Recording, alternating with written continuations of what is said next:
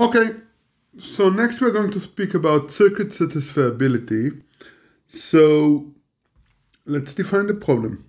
You're given a circuit. So what is a circuit? It's a DAG where there are special input vertices. So those are vertices where you have input. The input is not specified, but those are the input of the circuit. And then you have gates. A gate have several incoming edges, and they are labeled either by an AND or an OR gate. There are also special gates that have only one input and one output, and those are negation gates. And this DAG has a single output, a single sink in the language of DAGs, which is the output of the circuit. That's what the circuit computes, right? So this is a regular electric circuit that have input, Boolean inputs, and output, a single output. And the question, of course, is there a way to pick inputs to the variables, input variables, such that the circuit outputs 1, so the circuit is satisfiable? So this is very similar to SAT and TRISAT, except that here we are thinking about it as a circuit.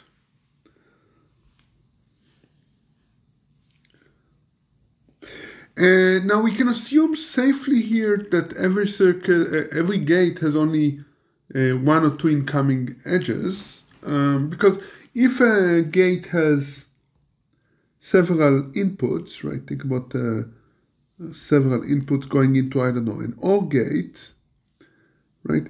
You can always replace it by a small tree, right? A small tree of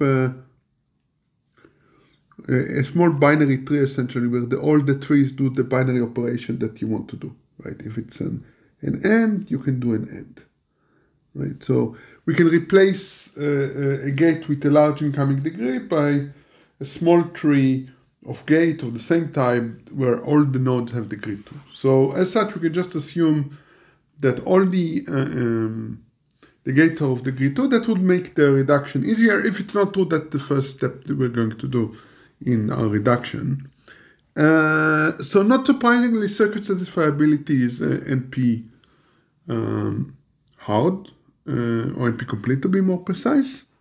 And we're going to show that with a reduction, but let's first argue that it's in NP. Well, in NP it's very easy, right? Because if I claim that the circuit is satisfiable, all you need to do is to give me the assignment for the input for which it's satisfiable, and then I need to compute what the circuit computes. But this is easy, right? Because all you need to do is you do topological sorting of the vertices, and then you just compute the values according to this order, and you will get the output of the circuit. So this problem is definitely in NP, deciding if a circuit is satisfiable.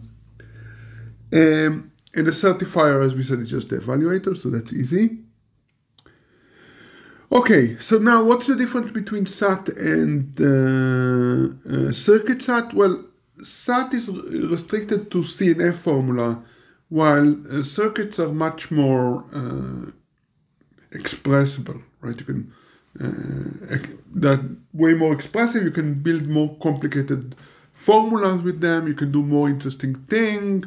You're allowed to use the output several times, right? So circuits might be much smaller than their corresponding formula because of that. Because in formula, you cannot just copy things. At least you cannot copy things easily, although, as we will see later on, there are mechanisms where you can do some copying even in SAT formulas.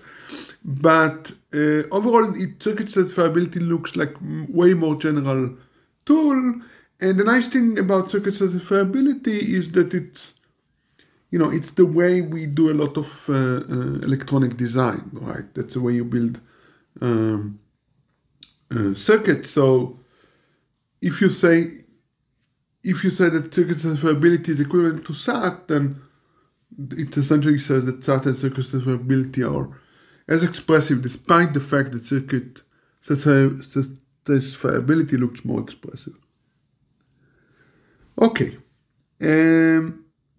So let's start with the easy direction. The easy direction is, of course, that TRISAT is reducible to circuit satisfiability, but that's kind of easy, right? Because all you need to do is essentially convert the formula, this 3CNF formula, into a circuit. So let's see an example, and the example would serve as the general algorithm. So you look on the formula that you're given that you want to convert into a circuit, and you create nodes for all the inputs.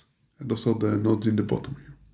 Next, you create for every input another node, which is the complement of this variable, and you connect them, right? So now, for every input, you now have a node that its output is the complement of this variable. Okay. And now you just start handling the clauses one by one, right? So for every clause, let's say here the first clause, you take wires from either the variable or the complement of the variable, depending on what you need. In this case, all the variables are positive, so we just take wires from all the variables, and we put them into this gate, which is just an OR gate. And that corresponds to this clause, right? The more interesting thing is the next clause, because the next clause indeed has a negation. In fact, it has two negations. So we connect from the negated gates, right? So we get this, and then we do the third clause. Oops.